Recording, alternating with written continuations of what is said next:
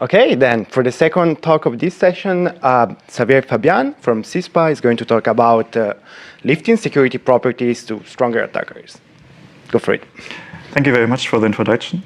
Yeah, I'm Xaver Fabian, and this is joint work with Marco Guarnieri and my advisor, Michael Backes. So before I can start with the real interesting stuff, I need to first give you guys a little bit of background about different kinds of things like Spectre attacks and how we can model those for compiler countermeasures. So first of all, what are Spectre attacks? Here's a little code snippet where we have a bounce check essentially, where we check if this index is in the size of this array.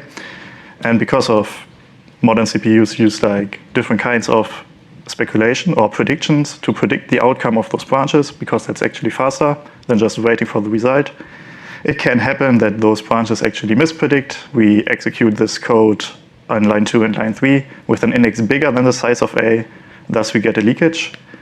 However, what's actually happening is that the architectural state of the program is rolled back, but somehow microarchitectural details, for example in the caches, still remain, which can be read by an attacker. So in general, those Spectre attacks exploit hardware mispredictions to leak confidential information. And actually there are a lot of different kinds of such Spectre attacks, like we saw seen conditional branch prediction, indirect jump prediction, return prediction, store prediction, and branch type prediction.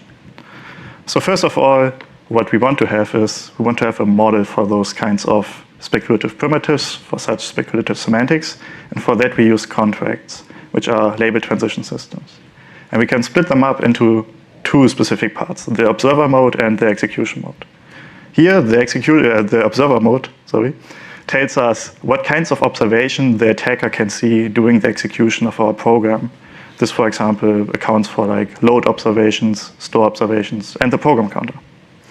And the execution mode tells us what parts of the program the attacker can actually observe. And the simple example we've seen before, we had this like if misprediction, so these red full circles represent the mispredicted path of the program, and then the green circle represents the correct path of the program. Now, we use like this little scripted C for that, with like a superscript, which we call CT for the constant time attacker for the observer mode, and the execution mode is in here marked with this X. And for the remainder of the talk, we really fix this attacker, this observer mode that we have, to the constant time attacker, so we just leave it out. Okay, cool. So now we have a model for the speculative attacks we want to have. Now let's look at countermeasures, and in this case, compiler countermeasures. There are like stuff like fences, something called a red poline, speculative load hardening, index masking, for those different kinds of speculative contracts that we have. And of course, we want to also investigate the security argument of these countermeasures. So let's first formally define what the security would be for such a compiler. And here we use a notion called RSNI for robust speculative non-interference for a program. So a program is RSNI for a specific contract if it does not speculatively leak more than the non-speculative execution. And similar, we can then lift this to compilers. So a compiler is secure for a specific contract, so RSNIP for robust speculative non-interference preservation, if it of course does it for all of the programs. Okay, now with the setup, well, we can investigate the security of our programs, where we can investigate if those compiler countermeasures are secure. So we can select certain compiler countermeasures, we can select fences for this speculative contracts on branch misprediction, on indirect jumps, like a red poline, and so on. And this looks nice, right? But, well, there's a reason why I left so much space there. Namely, the problem is, right, I said in the beginning that these kinds of speculative primitives that are used in the CPU, they're actually used at the same time. So, well, it's nice to look at the single versions of those kinds of things. We really need to look at the whole picture of it. And we need a way to somehow reason about the security of the programs to such stronger attackers, especially for those countermeasures. And maybe one thing you can come up with, like when you see this, is as a first try, where we can say, yeah, we have a compiler that is actually secure for this contract CY, and you take a program that is secure for that contract CX, then you somehow lift this right to this combined contract where you compile that program to gain the security of both of the sources. However, this actually does not really work, right? That's a little bit problematic. And let me give you guys a concrete example for this. In this example, we look at this compiler countermeasure called w.r.t, where we have a very simple program that just does an indirect jump to this AIX register. And this w.r.t sequence replaces this indirect jump by this huge blob of code.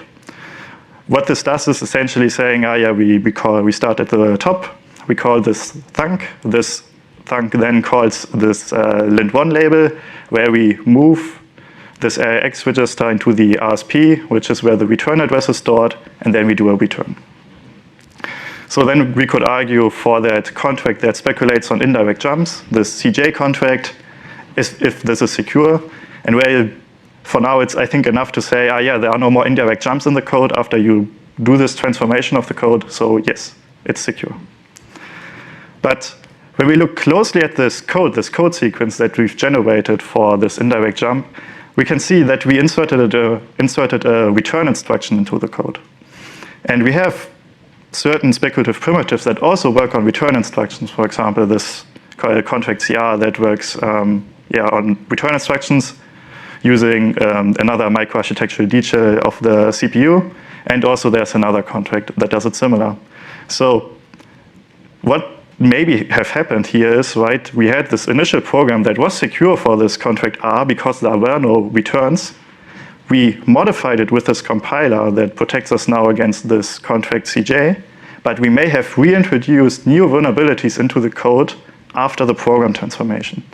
And this is very important, right, because when the compiler developer developed these countermeasures, he may have only had this one attacker in mind, for example, here in this case, this CJ, but didn't think about the other kinds of speculative primitives that could happen and that could be abused in other cases. Or even there may be new Spectre attacks that could be found. And this is what we somehow now want to capture, right? We want to capture when we have a compiler countermeasure, how can we say, does it break other contracts or does it not break other contracts? And for this, we came up with the notion of a well-formed translator. And we say a compiler for a contract CY is a well-formed translator for CX if it satisfies two conditions. And let me guide you through this, right, because now we have two contracts, so it's a little bit heavy. First of all, we have this notion of what we call security in source, where we say that compiler should really work for that contract CY. So we actually have a secure compiler. Now we come to the more interesting fact, which we call independence, where we say that if a program was secure for a contract CX, which is a different one than the one for CY, and we compile that program now with our compiler that actually works for this contract CY, then what we should gain is that this compiled program should not lose the security for that contract CX that it was initially secure for. What this means is then, right, we did not reintroduce new vulnerabilities into the code during the compilation that would allow an attacker to abuse it for this contract CX. And with this, we can now define, after our first try, we can say we have this additional condition that our compiler is a well-formed translator, so we have this notion of independence for the contract CX, and we have that our program is actually secure against that contract CX. Then we can now really lift it to that combined attacker, this contract CXY, when we compile that program. So we solve that problem that there may be bad interactions happening after the compilation. Okay, now let's go back to our example, right? We had this return instruction, so we may now want to prove this well-formed translator, and we do this in this concrete example for our w.r.t compiler that is secure against this contract CJ for speculation on indirect jumps, and we want to have it as a well-formed translator for this contract R that speculates on return instructions. So first of all, the first thing we needed to prove is the security in source. So that I already told you guys about. We remove all indirect jumps, so there's no speculation anymore for this contract CJ. Now, of course, we need to prove this independence notion for this contract CR. If we have a program that actually was secure in the beginning for that contract, our compiled program should as well. And intuitively, this works because there's like this middle blob of code in the wet line I did not say anything about, right? Which in this kind of return speculation that happens on a return actually traps the speculation inside this little loop here, right?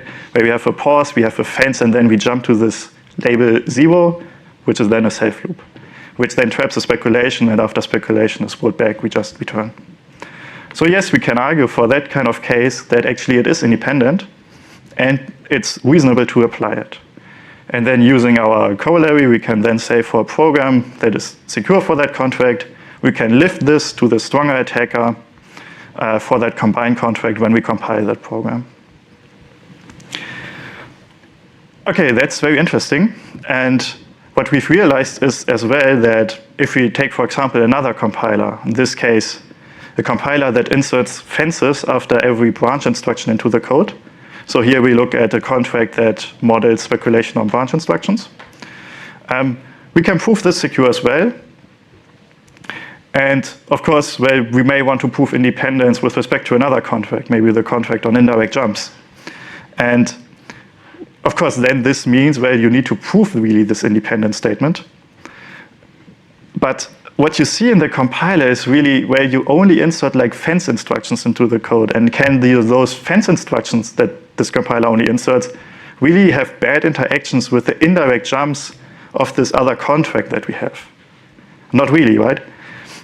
So we came up with another notion called syntactic independence, where you take the instructions related to speculation of that contract, in this case CJ, which is just a set jump, and you take the instructions inserted by the compiler, in this case those are only fence instructions, where what you see is where there's no overlap between those. So when this is empty, we can say that this compiler is actually syntactically independent with respect to this contract B, and in this case this contract CJ, without needing to do a proof of those independence that we have before. And of course then what we have is that if our compiler is syntactically independent, we can show that it also implies independence for that statement. Now if you go back to our picture, we now have a way with this notion of independence and syntactic independence to lift the security of the programs to stronger attackers. And in this case, for our wet line example, indicated here, we can actually show that we can go like up to the top of that little lattice that we have by showing in this independence statements for those different kinds of contracts that will lead us up the lattice, essentially. And interestingly here, we can see we can only reach a half of the lattice. And this actually has to do like this other version called SLS, which is also does speculation on return instruction, is actually vulnerable after applying this wet line countermeasure. So we cannot show those independent statement and thus cannot compose it together with the security of other programs. So yes, that's it. Thank you very much.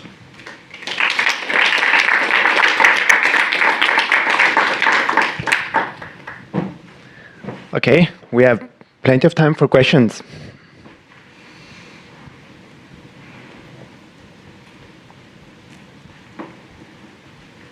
Yes, Kathleen, the assistant, maybe, or maybe I can give you my.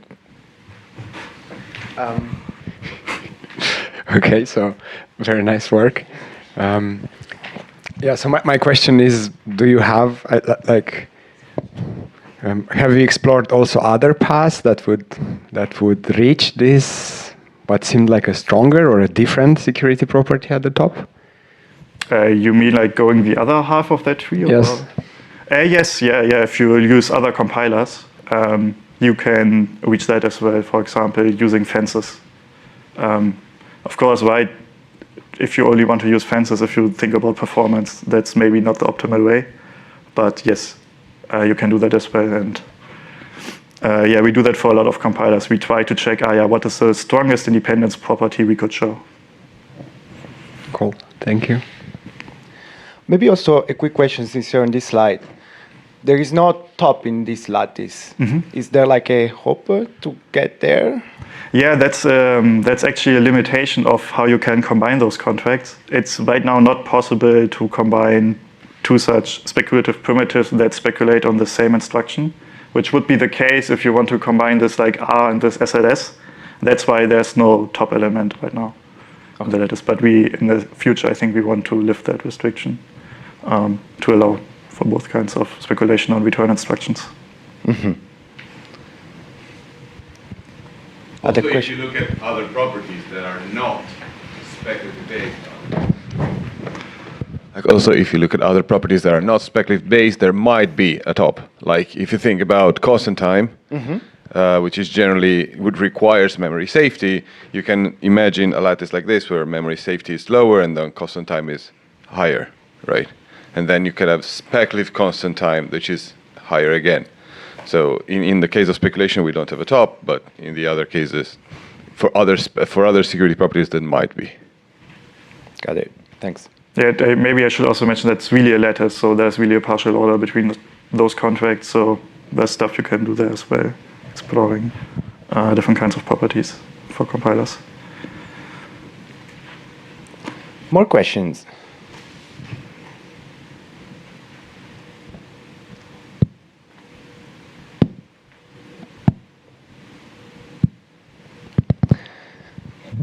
Yes.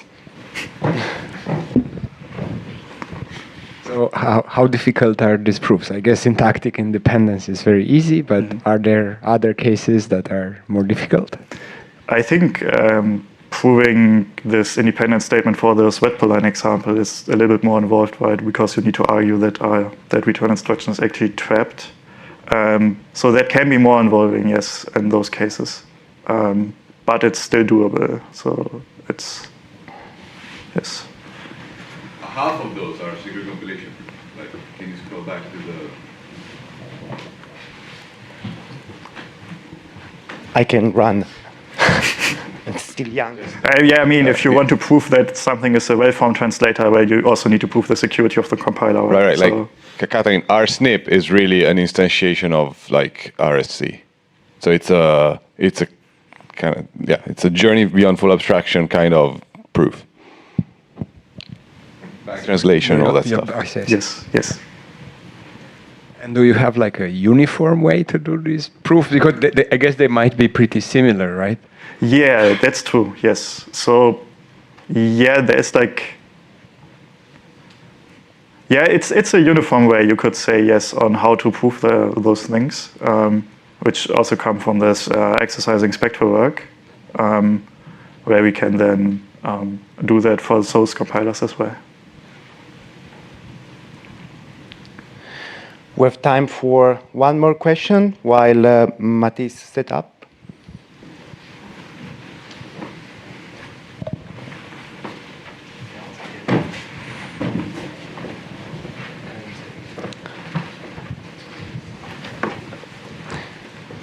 If not, let's thank Xavier again.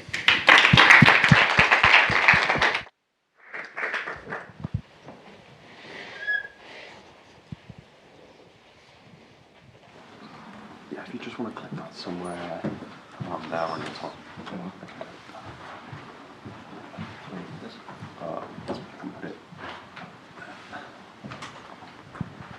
And then just stick that in your pockets with the antenna stick.